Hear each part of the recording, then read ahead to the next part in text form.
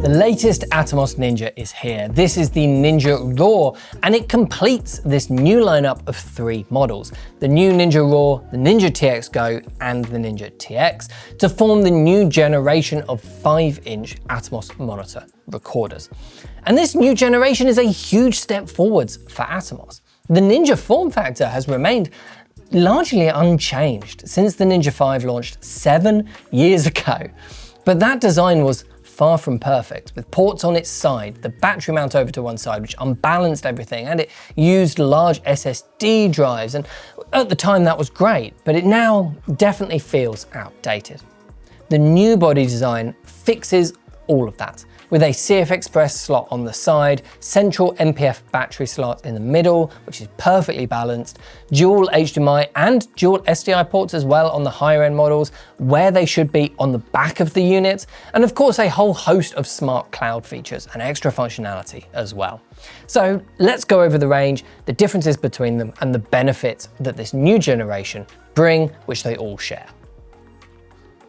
So let's start by explaining the differences between the 3 models, because I've got to admit, it's not immediately obvious from the product names.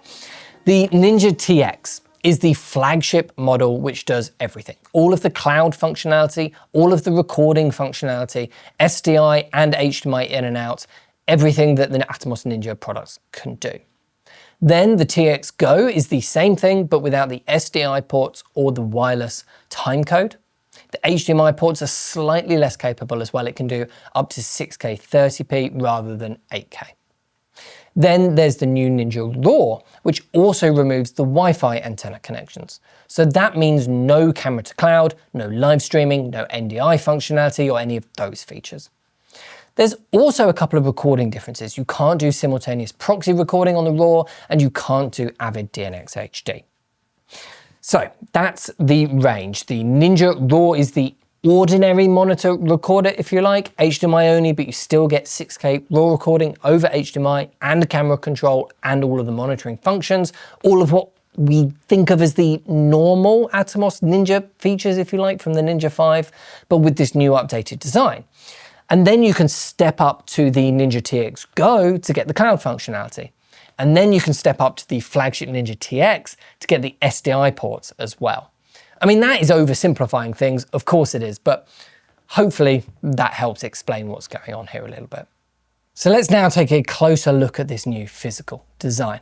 And it all feels very familiar at first glance, but on closer inspection, everything is different. From the ridges around the screen to the exhaust fans. And they're light at 400 grams each. That is slightly more than the previous generation, but to be honest, it kind of doesn't matter because they're now balanced on top of your camera because of the central battery slot and the smaller media. The previous design was so side heavy, which really made it feel heavier than it actually was, if that makes sense, even with smaller batteries. One small touch which I really like is that the base underneath the battery mount has a flat angle to it, meaning that if you need to, these Ninjas can stand by themselves quite reliably on a desk or table. On the back, we have the ports, of course. This is the flagship Ninja TX, which has everything. HDMI in and out on the right and 12G SDI in and out on the left. And it can cross-convert between those, which is useful. There's 3 USB-C ports, one of which is dedicated for PD power input. It needs 45 watts, which most of the bigger camera batteries or Vlogs with a USB-C out on them can handle. The other 2 USB ports can do a few things. You can connect storage and record onto them directly, which is great for when you don't want to use CFexpress media or when you want to go straight into your edit as quickly as possible. Or you can connect a network adapter to connect an Ethernet cable for live streaming or camera to cloud instead of relying on the Wi-Fi. And of course, this is how most of the camera control functionality is working over one of these USB-C ports. So having 3 is very welcome. There's then 3 antenna ports on the top, 2 for Wi-Fi and 1 for their wireless timecode system. That's all on the Ninja TX though. As we move through the lineup to the TX Go and the new Ninja Raw, as you can see, ports start disappearing depending on the model. The HDMI in and out and the USB-C ports remain unchanged though throughout. The biggest difference though with this new design is definitely the CFexpress Type B card slots, which is exactly the right choice of media. The cost per gigabyte has come down massively in recent years, the speed is fantastic, and it's now the main media type in most modern professional camera systems as well, so it's a fantastic media system to be investing in. We also get a tally light now, which is a nice physical change. And something else that's worth mentioning is that the HDMI ports and the USB-C ports have these locking covers which you can screw on. Now this lets them work with Atomos's locking HDMI and locking USB-C cables. And you get one of those locking USB-C cables in the box with each of these Ninjas. The screens are all the same panel on each model. They're a 1500 nits HDR LCD panel, which look great and they're easy to calibrate. So that's the physical design, but let's go over the software functionality.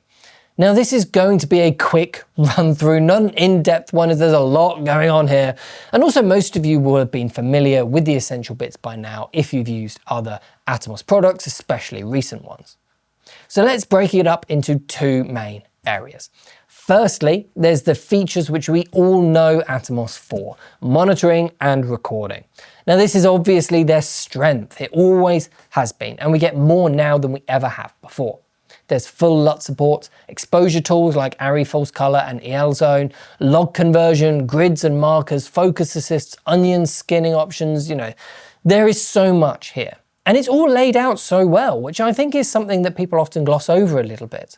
This is one of the nicest and the best designed UIs on any on-camera monitor on the market, in my opinion, which makes a big difference. It's a definite strength of Atomos products. And for recording, we get up to 6K 30p on the Ninja RAW and the Ninja TX Go, and then up to 6K 60p or 8K 30p on the flagship Ninja TX. Now, the elephant in the room with recording is of course that internal recording on modern cameras has got better and better over the years, and so there's less need to rely on external recorders nowadays. And that's absolutely true. Gone are the days of compressed internal 8-bit recording on your camera. But this is all about speeding up your workflow and making your life easier as a working professional. On the high quality end of the spectrum, that means using ProRes RAW, which is now supported in most editing software, including DaVinci Resolve, and plays back really well, especially on Macs. But it's not just about that high-end RAW recording. Atomos can also do any flavor of ProRes or Avid DNx HD on the higher end models, which might well be the codecs which your clients are actually requesting you to be using. And if you want even smaller file sizes while keeping quality high, they are fantastic at H.265 recording, which incidentally is what we use for all of these videos. And you get 4 different quality levels of H.265 recording, as well as a choice of 8-bit or 10-bit, so you can find exactly the right level between quality and file size for your work and particular situation. It is great to see Atomos developing in this area as well as the higher end recording, as so often companies focus on just pushing that higher end of recording formats forwards. And that is great, of course, I'm certainly not complaining about that. But in reality, working professionals nearly always need to use a variety of different approaches depending on the project at hand. But then there's all the features which have been added to these over the last few years that we don't traditionally think of Atomos for. Camera control being the latest one. All 3 models here can do camera control, and there's a compatibility list for cameras on Atomos' website. For this to work, you normally need to connect a USB-C cable as well as your HDMI or SDI signal. So it does mean a little bit more cable management if you're on a lightweight rig, but it is worth it because the camera control works really well. It's one of the best systems I've seen on the market. It's quick and responsive with a clean and helpful layout. Touch to focus is easy, and it will start tracking mode on the cameras as well. It's all so useful to have access to. Then there are all of the internet access based functions on the TX and TX Go, of course.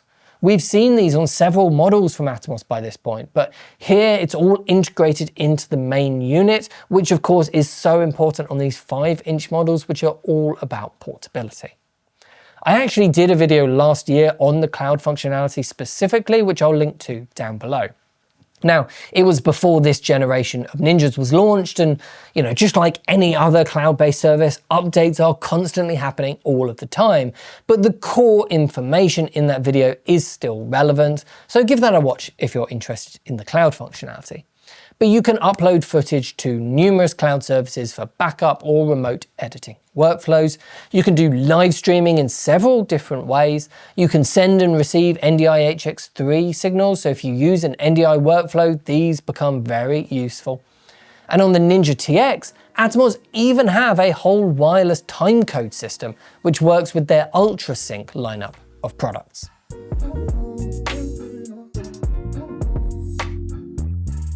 There is so much going on in Atomos products these days. In terms of software, most Atomos products recently have been a world apart from the original Ninja 5, which launched 7 years ago now. But until this lineup specifically, the actual hardware has been pretty much unchanged. The Ninja Raw, the Ninja TX Go, and the Ninja TX are a complete generational leap over that previous hardware design. The physical differences alone are likely going to be worth the upgrade over other Atomos products for most people, let alone the software advancements if you're coming from older Ninja recorders. The core Atomos experience, great monitoring, great recording, it's better here than it ever has been before, and there's just so many extra features on top as well, like the camera control and camera to cloud functionality. But what do you think of the new Atomos lineup? Let us know in the comments, and if you want to buy one of these for your own work, of course, we would be happy to help here at ProAV. Thanks for watching, and I'll see you in the next one.